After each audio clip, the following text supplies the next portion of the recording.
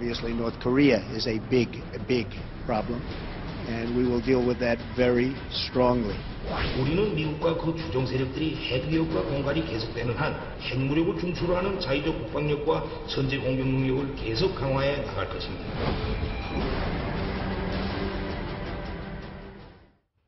네, 어디로 튈지 모르는 두 사람의 대결이 계속 붙고 있습니다. 트럼프가 항공모함까지 동원해 경고 메시지를 보냈는데 김정은은 이에 아랑곳하지 않고 있습니다. 최석호 기자, 어떤 움직임입니까? 좀 자세히 짚어주시죠. 네, 트럼프 미국 대통령이 여러 차례에 걸쳐서 경고 메시지를 보냈지만 북한 김정은은 아랑곳하지 않는 모습입니다. 특수훈련을 진행한 건데요. 북한의 특수부대원들이 우리 측 후방으로 침투를 해서 시설을 폭파하는 훈련을 직접 진행을 했고 북한은 김정은이 흡족한 모습으로 훈련을 참가하는 사진을 공개하기도 했습니다. 북한이 육해공군을 모두 동원해서 특수부대원 훈련을 한 것은 이번이 처음인데 미국의 외교적 압박이 계속되는 가운데서도 자신과 북한의 건재함을 알리려는 김정은의 계획된 의도로 해석이 됩니다. 네, 그렇군요. 심정수 차장. 네. 우리 저희 외교안보 데스크도 맡고 있는데 그 심 차장 보기에는 이게 어떻습니까? 최대 명절, 북한의 최대 명절인 태양절을 앞두고 대규모 군사훈련을 한다. 좀 이례적인 거 아닌가요?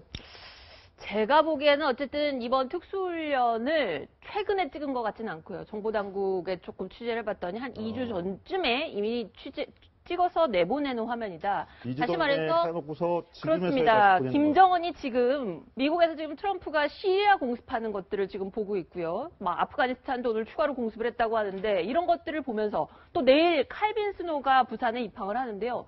이런 상황들을 보면서 굉장히 두려움을 느끼고 있을 거라고 생각을 합니다. 물론 겉으로는 뭐 북한 늘 그렇듯이 벼랑끝 전술로 맞서겠다. 조금 전에 그 최석호 기자가 소개한 것처럼 특수부대가 훈련하는 모습 같은 것을 대대적으로 선전하면서 마치 아무렇지도 않은 듯이 군사적으로 아무리 압박을 해도 나는 이런 사람을 이렇게 과시하려는 의도로 보이는데요. 속내는 굉장히 긴장하고 공포심이 극에 달할 것 같다는 생각이 들고요. 자, 조선중앙TV, 북한의 선전 매체죠. 선전 매체에서 그 과시하듯이 하는 얘기는 바로 이렇습니다. 들어보시겠습니다.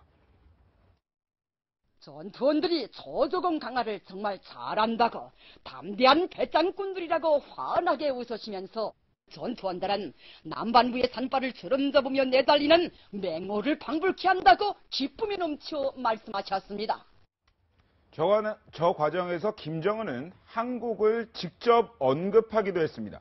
특수부대원들이 한국 산맥을 주름잡는 맹호 같다 이러한 표현을 쓴 것으로 알려졌는데 김정은이 참가한 훈련부대는 우리나라로서는 특전사 정도의 부대라고 합니다. 그러니까 총참모국 작전국 525 부대인데요. 지난해 12월에 청와대 모형을 만들어 놓고 타격 훈련을 실시했던 해당 부대이기도 합니다.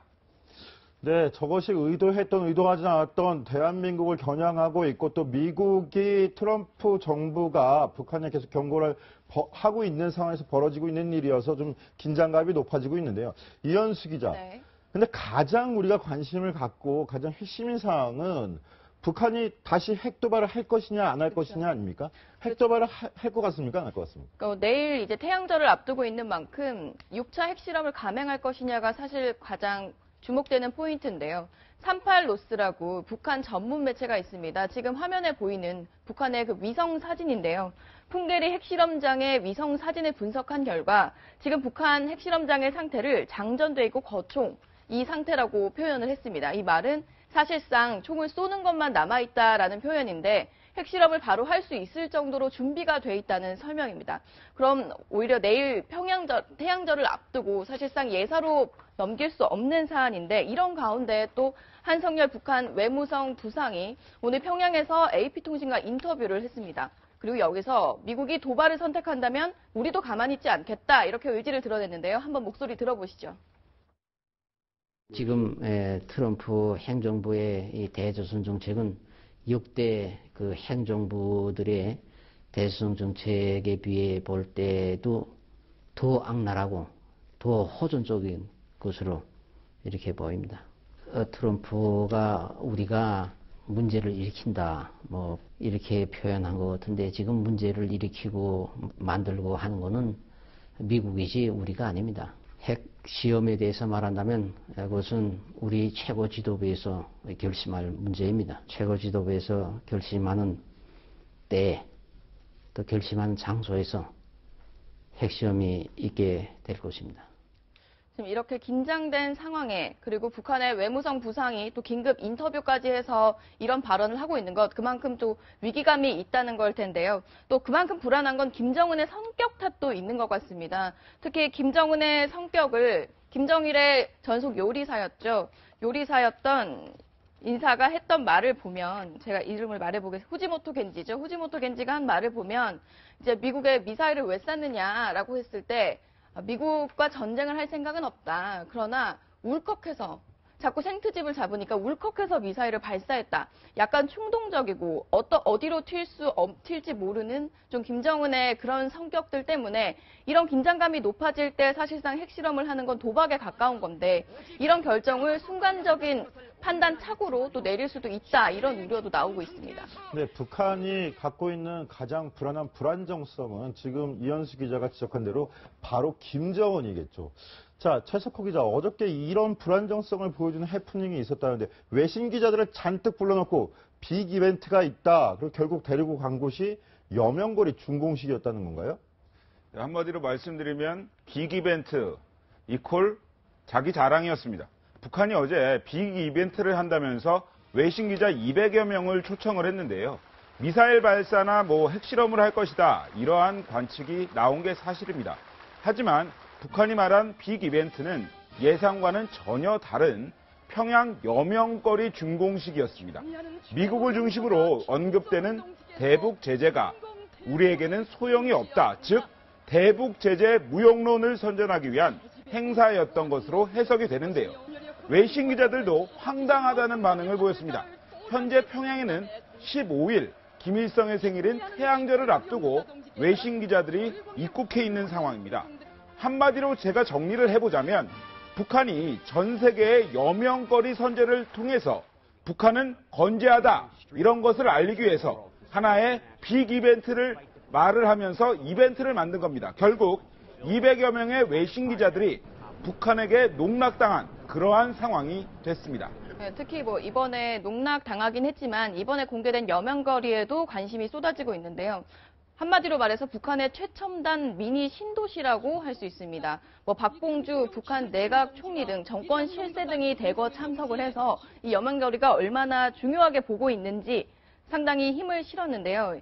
이 여명거리를 통해서 북한이 보여주려고 하는 게 뭘까라고 생각을 해보면 이제 대외용으로 그런 긴장에 아랑곳하지 않고 우리는 의연하다라는 이런 메시지도 있고 또 대내용으로는 주민들을 결속하기 위한 그런 메시지도 있을 것 같습니다. 네, 북한의 여명거리 저도 좀 취재를 했었는데 저 여명거리라 하면은 북한의 평양의 최핵심부에 있고 특히 말리마 속도전이라고 그래가지고요. 천리마보다 10배는 더 속도전을 벌여라. 그래서 노동자들을 계속 동원해가지고 막노동을 시켰고 막노동을 시키는 동안에 5일 초에 또 큰 사고가 일어나기도 했던 곳입니다. 근데 저기에 외신들을 불러놓고 인민들을 위한 궁궐을 지었다. 하고서는 뒤로는 또 핵실험을 준비한다는 이야기인데 신정수 차장, 이거 북한의 계속된 고전적인 수법이잖아요. 네, 그렇습니다. 지금 성동격서라고도 하고요. 하여튼 근데 이제 외신 기자들 200여 명, 서방 기자들 200여 명을 불러다가 저기를 보여줬다는 것, 물론 저기를 선전하려는 목적도 있겠지만요. 한켠에선 이런 해석도 나옵니다. 지금 북폭설이라든지 미국의 선제 타격설이 나오고 있잖아요. 사실상 저 외신 기자들을 가둬두고 있으면서 북한에 억류시켜 놓으면서 인질로 활용하고 있다 이런 해석도 나옵니다. 미국에 대비한 인질이다. 결국은 인계철선식으로 이용하고 있다는 얘기예요. 그렇습니다. 그런 식의 해석도 나오고 있고요. 한 22일까지 열흘 동안 지금 체류하도록 초청장을 보내놓은 상태고 지금 가 있는 상태거든요. 그렇기 때문에 충분히 그런 해석이 지금의 어떤 이 한반도 긴장 국면을 봤을 때는 북한이 충분히 그러고도 남을 것 같다는 해석이 나오고 있습니다. 네, 외신 기자들이 지금 북한에 체류할 수 있는 기간은 오는 22일까지인데요. 한번 두고 보도록 하겠습니다. 최석호 기자. 그런데 제가 좀 전에 말리마 속도전 이렇게 말씀을 드리고 노동자들 노동 착취했다 이렇게 말씀을 드렸는데 이 노동자들이 보면은 또 군대에 소속되어 있는 군인들이에요. 군인들 북한군 내에서 김정은에 대한 욕설이 막 터져 나온다. 이런 이야기가 있던데 무슨 이야기입니까? 그러니까 상식적으로 생각을 해도 저런 우두머리죠. 그런 사람을 보면 굉장히 겁도 날 것 같지만 저 같은 경우에는 굉장히 화도 많이 날 것 같습니다. 실제로 김정은은 실제 이제 김정은을 보는 북한 군인들은 저보다도 더 큰 분노를 일으키고 있는 것 같은데요. 최근 병사들 사이에서 김정은에 대한 비난 수위가 점점 더 높아지는 것이 사실입니다. 북한군 병사들하고 일부 장교들이 김정은을 정신질환자 이렇게 일컫는 뜻의 이제 전간이라든가 유치원생이라는 조롱을 계속하고 있는데 홍데스크 혹시 제곱김이라고 하십니까? 아니요, 처음 들어봅니다, 저는. 예, 저도 오늘 공부를 하면서 처음 들어봤는데 할아버지 김일성하고 아버지 김정일을 곱한 것만큼 그렇게 포악하다. 그래서 제곱김이라는 말까지 나왔다고 합니다. 네, 그렇군요. 저도 처음 북한에서도 지금 저희가 대선 정부를 얘기하면서 여러 신조어를 말씀드리는데 북한에서도 저런 신조어들이 등장하고 있고요. 자, 김정은이 과연 외신 기자들 불러놓고 여명거리 중공식 열겠다, 파티 열고 또 돌아가신 할아버지의 생일 파티 105번째 생일 파티 열겠다 이럴 때일까요? 미국의 트럼프는 가만두지 않을 것 같습니다. 미국의 트럼프 정부가 오늘 새벽 이슬람 국가를 폭격했습니다. 그것도 폭탄의 어머니라고 불리는 어마어마한 폭격이었는데요. 이현수 기자 어떤 내용이었는지 좀 설명 좀 해주시죠. 네, 방금 홍데스크가 말씀하신 대로 폭탄의 어머니라고 불립니다. 그만큼 위력이 세다는 것도 있고요. 이번에 아프간에 공습할 때 실전엔 처음 쓰인 겁니다, 사실은. 그리고 중량만 9.5톤이고 48km 밖에서도 폭발음이 들릴 정도로 아주 위력이 강하다고 하고요. 공중에서 이제 폭발하는 대형 폭탄인데 반경 500m 안을 일시적인 무산소 상태로 만드는, 그래서 모든 생물들이 살 수가 없는 그런 위력을 가진 폭탄의 어머니로 불리는 GBU-43입니다. 특히 시진핑 주석과 트럼프 대통령이 만날 때 시리아 폭격을 했고, 이번에 특히 태양절을 하루 앞두고 이런 긴장이 고조되는 가운데 특히 IS 근거지인 아프간을 공습하고, 사실상 이 트럼프의 메시지가 있다는 생각이 드는데요. 북한을 향해서 대북 독자 대응을 할 수 있다. 특히 재래식 무기로도 가능하다. 이런 메시지를 주는 것 같은데요. 만에 하나 이 GBU-43이 북한에 떨어진다면 어떻게 될까요? 이런 미국의 의도와 어떻게 될지 결과에 대해서 전문가에게 물어봤습니다. 잠깐 들어보시죠. 핵 타격이 아니라 재래식 타격만으로도 충분하게 이런 북한의 핵 미사일 도발을 제압할 수 있다는 강한 메시지를 전달한 것이라고 볼 수 있습니다. 특별히 핵시험장의 주 지원 단지라든가 기타 주요한 시설에 투하를 했을 때 거기 있는 지역들이 그야말로 흔적도 남지 않고 사라지게 할 수 있는 그런 굉장히 강한 타격력을 가질 수 있다고 보겠습니다. 네, 폭탄의 어머니다. 핵폭탄을 제외하고는 지구상에서 가장 강력한 폭발력을 가졌다는 GBU-43인데요. 자, 최석호 기자. 저런 어마어마한 폭탄이 휴전선 너머에 북한에서 터지면 우리나라는 영향이 없을까요? 말씀하셨듯이 GBU-43은 폭탄 투하 지점에서 반경 500m에 있는 생명체를 모두 쓸어버릴 만큼 굉장한 무기인 것은 사실입니다. 말씀하셨듯이 폭탄계의 어머니라고도 불릴 정도인데요. 하지만 GBU-43이 북한에 떨어진다고 해도 우리나라에까지는 영향을 주지 않을 것이다. 이런 것이 전문가들의 의견입니다. 최전방에 떨어진다고 하더라도 군사 분계선이 저희가 수 킬로미터에 걸쳐서 있기 때문에 지금 서울이라든가 고향 이쪽에도 큰 영향을 주지는 않을 것이다. 이러한 관측입니다. 하지만 심적 압박은 불가피해 보입니다. 네, 우리 대한민국까지 영향을 미치지는 않는다고 하더라도 북한에 있는 우리 동포 억울하게 또 희생을 당할 수도 있는 거라서 저런 어마어마한 폭탄이 우리 한반도에 투척되는 일은 없어야 될 텐데요. 그래서일까요? 대선 주자들, 심정수 차장, 네. 미국의 선제 타격에 대해서 일자히 반대한다는 입장을 밝혔군요. 네, 그렇습니다. 정말 아슬아슬한 국면에서 지금 대선이 치러지고 있는데 가장 지금 여론조사에서 앞서 있는 두 후보들은 미국을 일단 설득을 해서 선제 타격을 보류하도록 하겠다. 뭐 이런 입장들을 내놨습니다. 그러나 실제 만약 타격을 한다면 어떻게 대응할 건지에 대해서는 상당히 모호하고 도대체 뭘 하겠다는 건지 준비되어 있지 않은 답변들을 내놨거든요. 문재인, 안철수 두 후보들의 얘기를 한번 들어보겠습니다. 정군의 비상명령을 내리고 국가 비상체제를 가동하겠습니다. 미국이 선제 타격할 빌미가 될 수 있는 도발 행위를 즉각 중단하도록 요청하고, 제 와튼스쿨 동문이기도 한 도널드 트럼프 대통령에게 전쟁은 절대로 안 된다 이야기를 하고, 그리고 시진핑 주석에게도 북한에 압력을 가하라고 이야기하겠습니다. 자, 이현수 기자. 네. 저 얘기를 조금 더 해볼게요. 네. 자, 지금 대선제도 우리 정세도 문제이지만 네. 미국과 중국이 어떻게 할 거냐도 문제이잖아요. 그렇죠. 지금 어떻게 돌아가고 있습니다. 다른 이야기들이 좀 나오고 있는 것 같은데요. 네, 최근에 아시다시피 트럼프 대통령과 시진핑 중국 국가주석이 만났죠. 그리고 트럼프 대통령이 월스트리트 저널이랑 인터뷰를 한 곳에서 상당히 그 대화 내용을 소개를 했습니다.